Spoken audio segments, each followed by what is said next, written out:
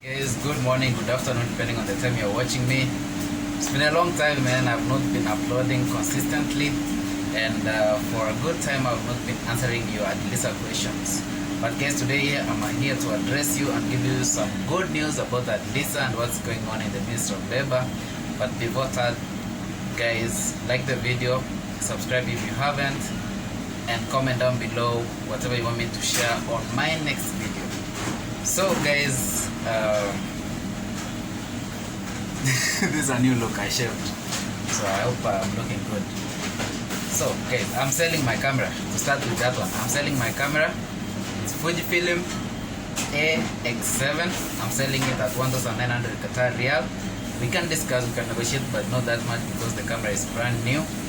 And of course you can DM me on Instagram if you want the camera, okay? And yeah, let me go straight to the Ministry of Labor, guys. Guys have been asking me, can guys apply without signature or stamp? Yes. You don't have to get a signature or stamp from your employer for you to be approved. It's not a must. If your employer is not giving you a signature or they are not stamping your resignation letter, you don't have to worry about that. The only thing you should do, send them an email of a resignation, and then also have your resignation letter that is not stamped, but make sure you put your signature. Of course, when you write an official letter resigning, down there you have to put your signature and of course the date that you signed, okay? So the reason as to why we are sending an email is because we want to keep evidence showing that we really resigned from our company, okay? You can have that evidence. If you submit a letter manually and they don't accept it, they don't sign it, they can say you've never resigned and they will be against you. But once you have sent an email, you'll have an evidence against them, okay?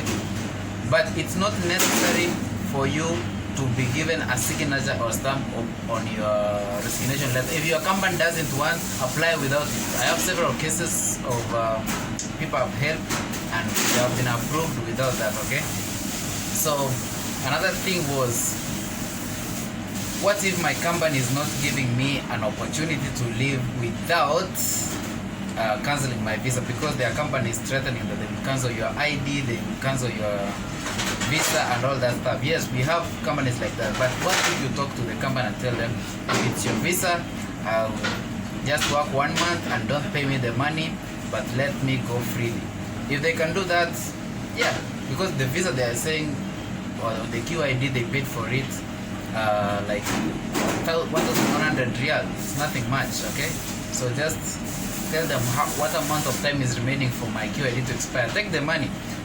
It's not necessary you do that, but for sure, because the government is not gonna take their visas. What the government did, if one Kenyan or one Filipino or one Indian left the company with that visa, they will still retain their visa. They will give them that visa, so it doesn't affect the company. They will not lose the visa that it had, okay?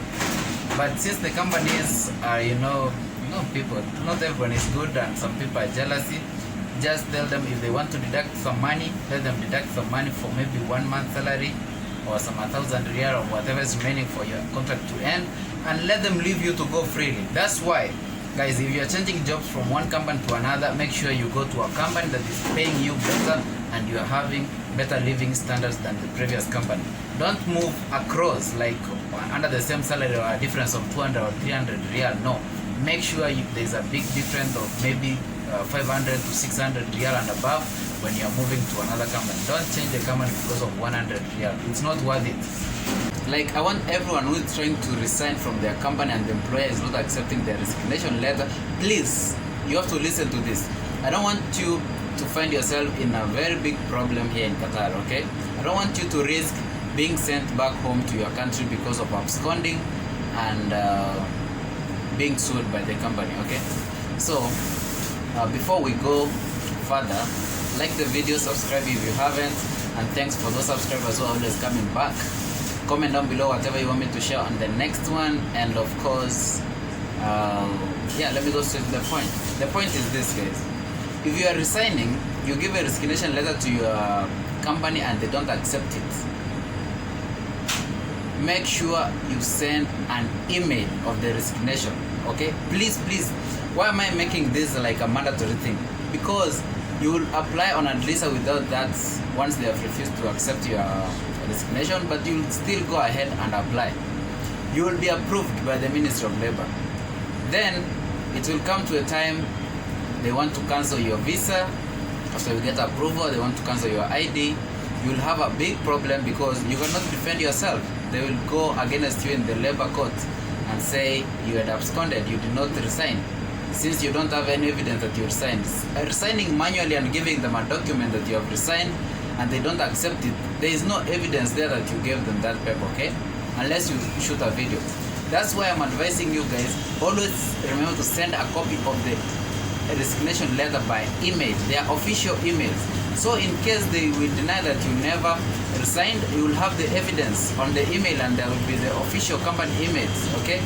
So once you have this, there's nothing that they can do. You can sue them. And the Ministry of Labor, of course, will be able to protect you if you have that. But if you have nothing, the Ministry of Labor, of course, will think or will judge as if you have absconded. So the next thing is for you to be given an opportunity to go back home to your country, and I know that's not what you want. Guys, I've been getting questions that there are people who have waited for their approval for even 7 months since last year. Yes, it's possible. But as I told you, if you have tried to follow up and it's not working out, I gave you the emails down below. Check the first 4 emails. The ILO email, Honney at Honney. There is also the ILO itself. The email is down there below. The human rights, there is an email down there. Just check on the description box. Send those emails. Those people will follow up for you and they will make sure you have been approved. You don't need signatures. I'm still insisting on this. You don't need signatures or stamp on your resignation letter for you to be approved, okay?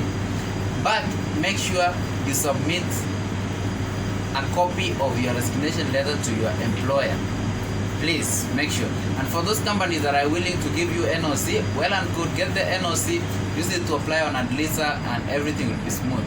Kadamas, please. I know most Kadamas are asking me, how can we also change jobs from house help people to companies? It is simple. You only need an NOC. If your boss cannot give you an NOC, just apply. If you have gotten an offer letter, get their ID copy and your original offer letter that you signed before you started working for your boss, and also if you can get the contract, of which I'm sure you will not really be able to get it, but those are the documents that you need for you to apply for the change of employer.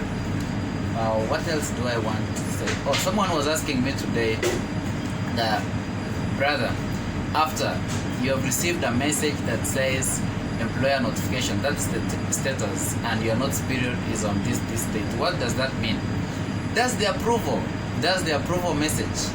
It means your last working day on that company will be shown on the notice period, and then don't expect a text saying you have been approved. No, it doesn't come that way. It gives you status, employer notification, and of course they give you your notice period, your last working day on that present company.